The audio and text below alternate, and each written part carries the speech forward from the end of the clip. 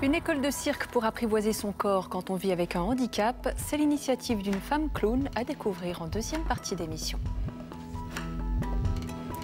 Bonjour, de sa ferme en Ardèche aux salles de conférence, Pierre Rabhi aime sarcler la terre et ensemencer les consciences. À 76 ans, le fondateur de l'agroécologie n'a rien perdu de sa force de conviction lorsqu'il s'agit de se faire l'avocat de la nature. Pierre Rabhi est de passage à Genève à l'occasion de la sortie d'un documentaire qui lui est consacré. Il est l'invité de Faut pas croire. À 76 ans, Pierre Rabhi cultive son jardin au cœur de l'Ardèche. C'est là que sa philosophie s'enracine. Son credo tient au cœur de sa main. Quand une terre est en bonne santé, la plante est en bonne santé, l'humain est en bonne santé, et donc c'est par la terre que tout commence. L'enfance de Pierre Rabhi est marquée par le parcours de son père, forgeron dans le sud algérien. Poète et musicien, son père est contraint de travailler dans une mine de charbon pour survivre économiquement. Après le décès de sa mère, Pierre Rabhi est confié à l'âge de 5 ans à un couple d'Européens. Au début des années 60, il s'installe en Ardèche avec son épouse, bien avant la vague idéaliste de mai 68. Agriculteur et écrivain, il croit aux utopies. Il veut prouver qu'une terre peut nourrir une famille sans polluer ni détruire l'écosystème. 50 ans plus tard, son domaine est une référence altermondialiste, un éco-village avec une école alternative basée entre autres sur la communication non violente. Si un enfant est élevé depuis son plus jeune âge avec une forme de violence qui le contraint, qui l'abîme finalement, eh bien, il va y avoir des répercussions dans sa vie d'adulte, y compris dans la façon dont il va se comporter à l'égard de la planète. Ici, la terre est cultivée sans engrais ni pesticides et avec le moins d'eau possible. Pierre Rabhi a inventé l'agroécologie qui cherche à rendre les agriculteurs autonomes. Il transmet ses techniques de compostage aux paysans d'Europe et d'Afrique. Ces voyages marquent le début de son action politique. On rentre dans ce choix politique des OGM, on rentre en dépendance par rapport aux firmes qui les produisent. Que je sache, c'est pas produit au Burkina. Je pense à celui qui... En 2002, il rencontre Nicolas Hulot, dont il devient l'ami et l'inspirateur. Mais pour Pierre Rabhi, l'écologie ne se limite pas à un parti politique. C'est une conscience que chaque être humain devrait faire sienne en développant le concept de la sobriété heureuse. Mais cette vision humaniste peut-elle être autre chose qu'un bel exemple, un peu utopiste ?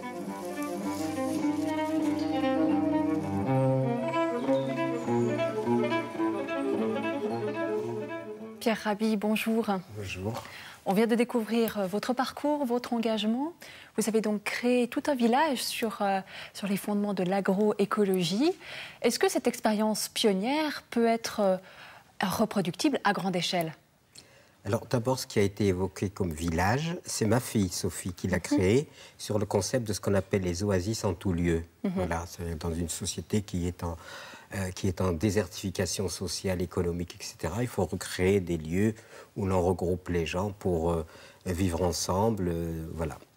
Et ce sont des valeurs qui forment un tout un peu avec l'agroécologie. C'est des valeurs qui découlent de cela.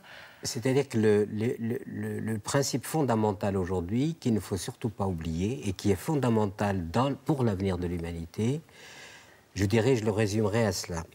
Est-ce que l'homme a besoin de la nature ? Oui. Est-ce que la nature a besoin de l'homme ? Non. Donc, une fois qu'on a compris ça, à ce moment-là, ça inspire le comportement que l'on doit avoir avec les fondements de la vie.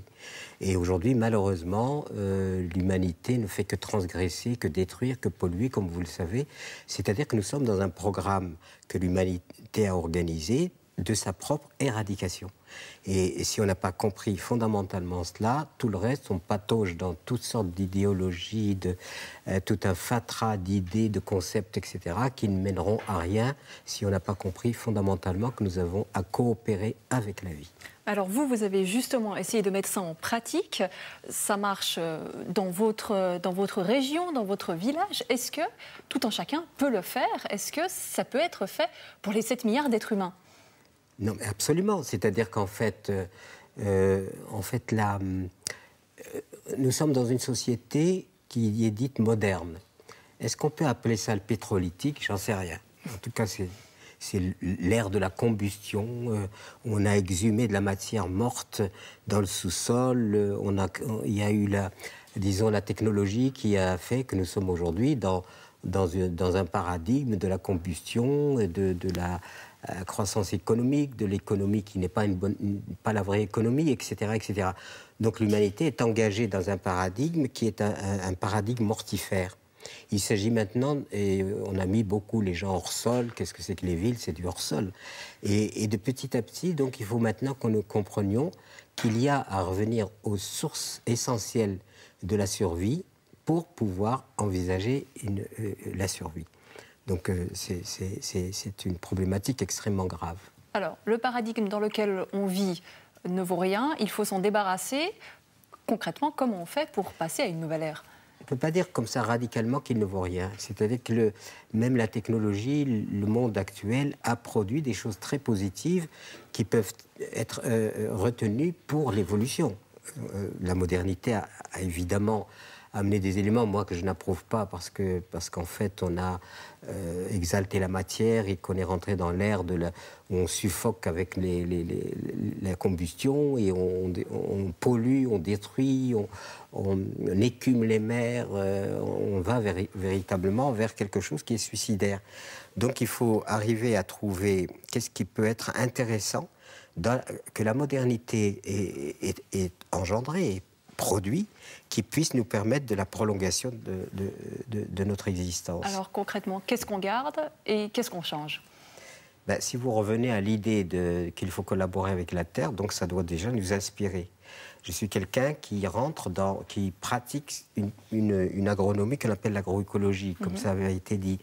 Qu'est-ce que c'est que l'agroécologie? C'est comment je vais me nourrir sans détruire, sans polluer, et au contraire en augmentant les potentialités du vivant à me nourrir tout en le respectant. Aujourd'hui, malheureusement, on est engagé dans des pratiques qui, pour produire, détruisent, dissipent, polluent et gaspillent. Donc, on ne peut pas imaginer que ce système-là puisse puisse nous amener vers le salut. Donc, l'autre élément, c'est véritablement un homme qui a acquis une conscience élevée. C'est pas simplement la prise de conscience, parce que ça me rappelle l'électricité, comme s'il y avait de la conscience et il n'y a qu'à se brancher. C'est pas ça.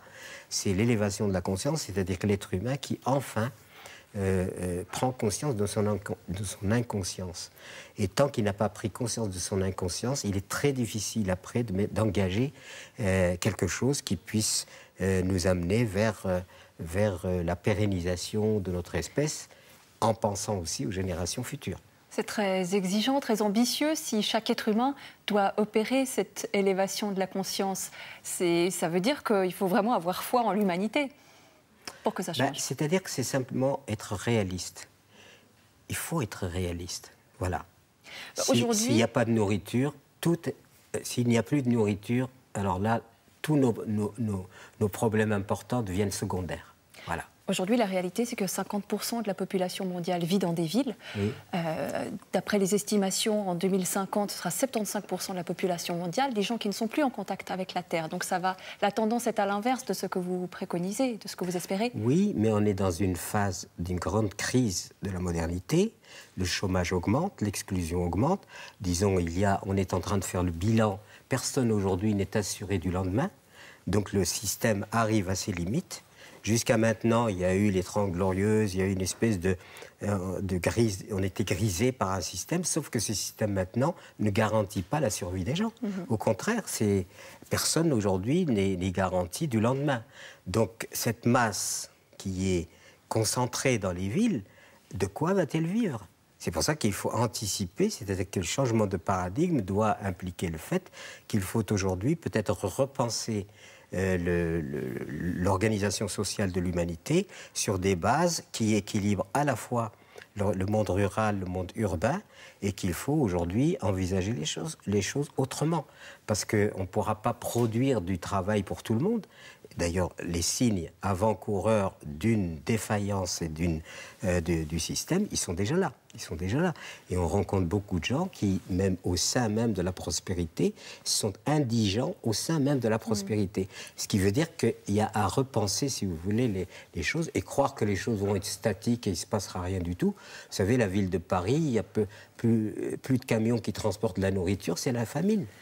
Est-ce que ça doit passer par une conversion qui serait presque de l'ordre d'une conversion spirituelle? Parce que vous êtes le chantre de l'agroécologie, donc là, diront que vous en êtes presque le gourou, comme si l'agroécologie et toutes les valeurs qu'elle sous-tend étaient une forme d'un système de croyance, une religion de la terre. Vous êtes d'accord avec ça? Nous, il n'y a pas de croyance. Si vous voulez avoir des tomates, vous plantez des tomates. Si vous n'avez pas planté vos tomates, vous n'aurez pas de tomates. C'est très, très facile. On ne peut pas gamberger ou faire des concepts sur quelque chose qui est une réalité absolue. Si je veux avoir mes patates, je les plante. Si je ne plante pas mes patates, j'ai pas de patates. Bon, donc c'est clair. Et il faut se méfier de faire des amalgames entre des concepts. Alors là, on remue des concepts, on remplit les bibliothèques de concepts, etc. Sauf que le bateau coule. Et nous sommes dans une planète titanique, sauf qu'à la différence que bien sûr, il y aura le naufrage des passagers, mais pas le naufrage du bateau. Parce que le bateau, lui, ne sera pas naufragé. Et la Terre n'a pas besoin de nous. Elle peut parfaitement se passer de nous, comme elle l'a fait pendant... Vous savez, nous sommes advenus les 3 minutes sur 24 heures, c'est tout. Et ces 3 minutes sur 24 heures, on a fait un dégât pas possible. Donc la vie n'a pas... l'organisation de la planète n'a pas besoin de nous. C'est nous qui nous autoproclamons importants. Mais en fait, quand on regarde de près, on n'est pas si important que ça. Vous êtes né dans une famille musulmane et vous êtes converti au christianisme à l'âge de 14 ans. Depuis, vous avez pris vos distances avec les religions. Qu'est-ce que vous attendez? Est-ce que vous attendez quelque chose d'elles? Est-ce que vous attendez quelque chose des églises, des institutions religieuses en faveur de la nature? Quand on prend l'histoire, on se rend compte que les religions ont été génératrices de conflits permanents. Regardez aujourd'hui les divisions que ça produit, les violences que ça produit, parce que ce sont des croyances, voyez. Et avec les croyances, on s'est éloigné de l'esprit. Et pour moi, je reste totalement dans le religieux, dans le sens où je pressens le divin. C'est-à-dire qu'il est impossible pour moi de penser que la vie telle qu'elle est, qui vous a faite, qui m'a faite, puisse être simplement du hasard. Il y a quelque chose, d'une intelligence derrière tout cela, parce que c'est tellement parfait qu'il y a forcément une intelligence. Donc cette intelligence, si je lui donne un nom, eh bien, on va s'opposer, parce que vous allez lui donner un nom différent. Et on va créer le conflit, parce que vous le concevez à votre façon. Moi, je le conçois à ma façon, c'est ce qui se passe. Tandis que si on se libère de toutes ces images et qu'on dit simplement le divin est en tout, il est dans ce verre d'eau, il est en moi, il est dans tout ce qui vit, mais je ne peux pas l'expliquer. C'est pour ça que quand je me suis beaucoup intéressé à la philosophie, j'arrive à Socrate, il dit quoi Socrate? Je sais que je ne sais pas. Voilà. Et ça, c'est la déclaration que tout le monde peut s'appliquer. Et pour moi, c'est ça la réalité, c'est qu'il y a des éléments que nous savons, parce que nous pouvons l'explorer avec notre pensée, etc. Et il y a ce que nous ne savons pas. Vous appelez aujourd'hui à une sobriété heureuse. Qu'est-ce que c'est la sobriété? En quoi est-ce que ça rend heureux? Ça rend heureux parce qu'on se libère du superflu. C'est une société qui produit, mais massivement, du superflu. C'est avec l'indispensable, c'est-à-dire nourrir chaque être humain. Il y a des enfants, pendant qu'on parle, qui meurent de faim, tout simplement. C'est même pas de maladie, c'est-à-dire d'inanition, parce qu'ils n'ont pas la nourriture. La marge, disons, du nécessaire et de l'indispensable n'est pas résolue. Par contre, le superflu n'a aucune limite. Ce qui fait que ce qu'on appelle l'économie, aujourd'hui, c'est simplement pillons la planète pour faire de la croissance économique. Et ce n'est pas de l'économie. Le bonheur, c'est donc se débarrasser du superflu. Merci beaucoup, Pierre Rabhi, d'avoir accepté notre invitation. Je rappelle que le documentaire qui vous est consacré Au nom de la Terre est actuellement dans les salles en Suisse romande. Et je signale aussi, parmi les nombreux livres que vous avez publiés, l'un des derniers, Vers la sobriété heureuse, c'est paru en 2013 aux éditions Actes Sud. Et si vous souhaitez réagir à cette émission, nous faire part de vos commentaires, rendez-vous sur notre site internet fautpascroire.ch.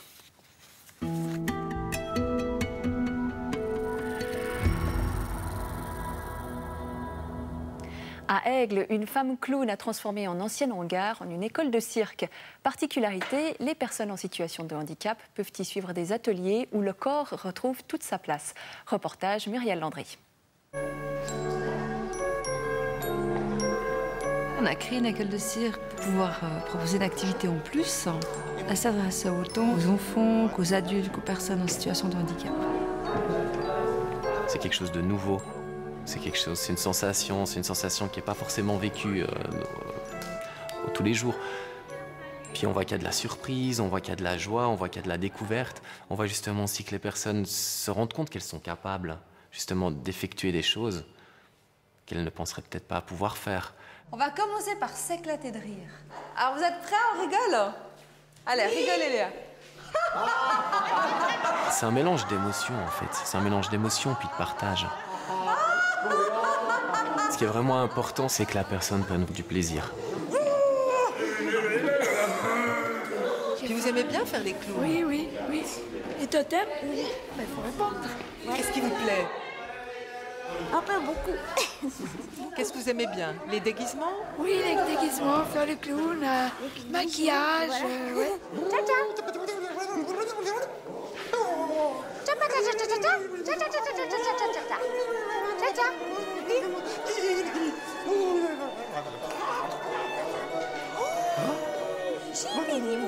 On essaye de travailler déjà au rythme de chacun.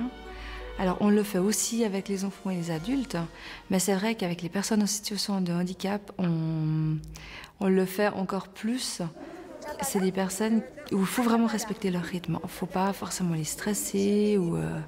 Je pense qu'ils sont vraiment dans le juste et qu'on doit travailler comme ça avec tout le monde.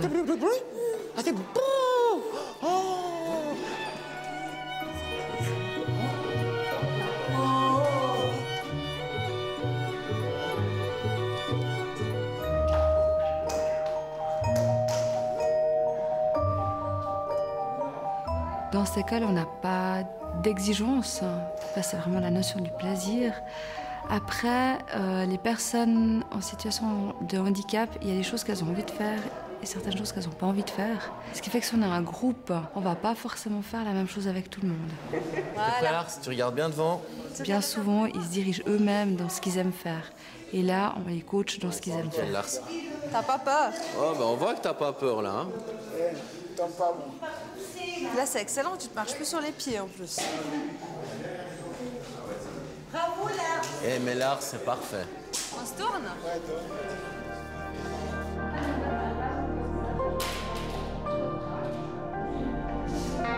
Je t'en balance encore un petit peu. Ça joue toujours pour toi? On utilise énormément les tissus parce qu'il faut les mettre en cocon à l'intérieur et ils aiment bien se retrouver en forme de boule en fait. C'est comme ça. Tu te sens à l'aise et tout? Ça les rassure et c'est reposant. C'est un moment où ils sont tout seuls à l'intérieur de ce cocon. Ouais, je pense que c'est vraiment un moment pour eux. Ouais, ça a l'air de te plaire en tout cas. Mais t'es hyper souple, hein. Moi j'arrive pas à mettre mes genoux comme ça. Je fais ça, moi mes genoux ils cassent. Hein. Il faut savoir qu'il y a certaines personnes qui aiment beaucoup ça, puis d'autres qui n'aiment pas du tout, parce que justement, on est quand même vraiment à l'intérieur de quelque chose. Ça, il faut aussi le souligner. Ouais, on va mettre Christiana maintenant. Alors, je te laisse traverser. Tu regardes toujours le tabouret noir.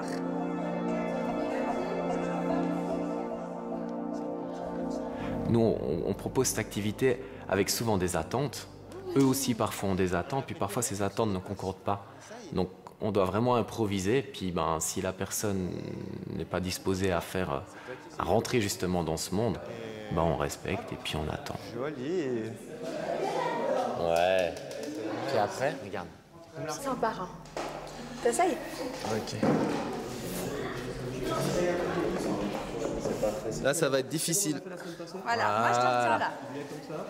Et voilà. Regarde bien devant toi, Patrick. C'est parfait, c'est hyper bien. Redresse-toi un petit peu. Vas-y, redresse-toi. Voilà, c'est parfait. Si elles arrivent bien à faire quelque chose, on essaye toujours de leur montrer des choses pour que ça aille plus loin dans ce qu'ils aiment faire. Donc on essaye quand même de les pousser à faire plus, donc à franchir un petit peu leurs limites, mais dans ce qu'ils peuvent faire. On ne va pas les mettre en situation d'échec. Ouais. Eh, parfait. Magnifique. C'est bien magnifique. Il y a un miroir là-bas. C'est des gens qui adorent faire le clown, qui ont une joie de vivre souvent très grande, et puis leur propose 2-3 accessoires. Ça peut être un chapeau, une cravate, un sac, un nez rouge. Et puis comme ça, ils se mettent déjà dans un autre personnage. Voilà. C'est vrai qu'ils rentrent énormément dans le jeu, c'est quelque chose qu'ils aiment beaucoup. Par leur personnalité, ils sont très très originaux, certaines fois dans ce qu'ils font. Ça donne aussi beaucoup d'idées pour faire d'autres choses.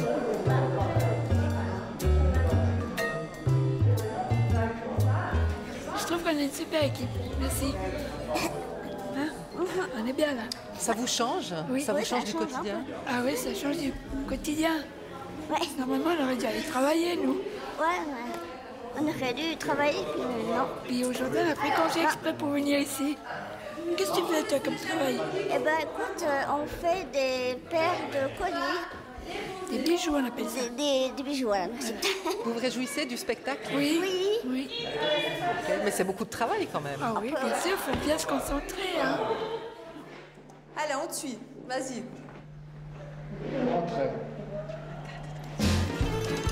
Il y aura un mélange de numéros avec les enfants et les personnes en situation de handicap. On aura des adolescents, des adultes et des personnes âgées. Parce que j'estime que tout le monde a le droit de faire du cirque, à n'importe quel âge et à n'importe quel niveau. On sera obligé de faire avec l'improvisation de certains et de vivre le spectacle comme eux nous le proposent. Pouvoir faire un spectacle et de pouvoir être vu justement par des personnes en dehors d'une institution, c'est aussi très valorisant. Ce sera un spectacle de l'école de cirque.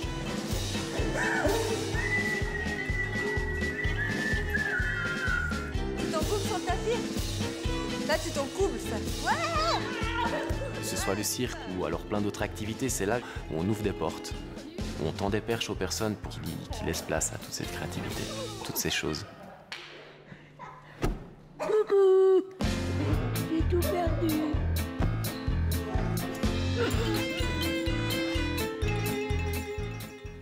C'est la fin de cette émission. Merci beaucoup de nous avoir suivis. Rendez-vous samedi prochain pour une nouvelle édition de Faut pas croire. Et d'ici là, portez-vous bien.